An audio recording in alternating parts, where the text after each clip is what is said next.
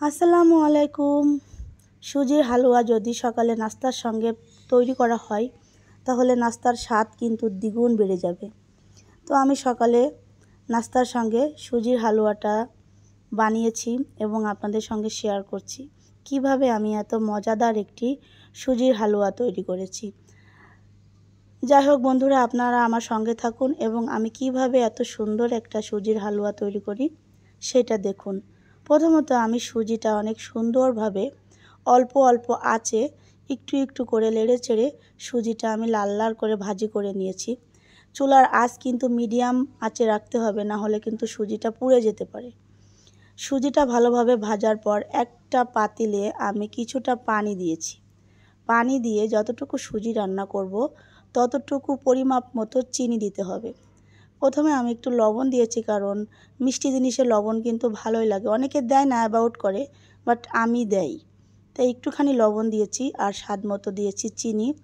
4টা এলাচের দানা গুঁড়ি করে আমি এলাচের দানাটুকু নিয়েছি। এলাচ গুঁড়ি করে খোসা ফেলে দিয়ে এলাচের দানাগুলো আমি দিয়ে দিলাম ফ্লেভারের জন্য। তারপর দিয়ে দিয়েছি চীনাবাদাম গুঁড়ি করে এবং দিয়ে দিলাম খাঁটি ঘি। তারপর দিলাম ফ্রুট কালারের জন্য একটুখানি কালার। এরপর পানিটা বলক আসলে সুজিটা অল্প অল্প দিয়ে অনবরত লাড়তে চাড়তে হবে, না হলে কিন্তু সুজি দলা পেকে যাবে।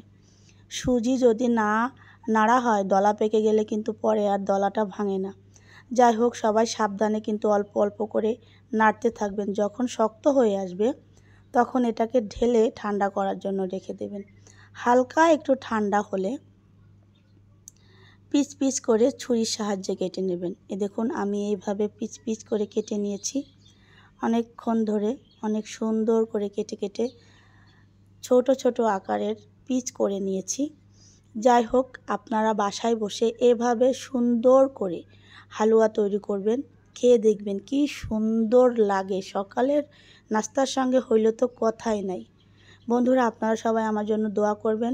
সবাই সুস্থ থাকবেন, ভালো থাকবেন এবং সবার জন্য আমার পক্ষ থেকে রইল দোয়া এবং ভালোবাসা।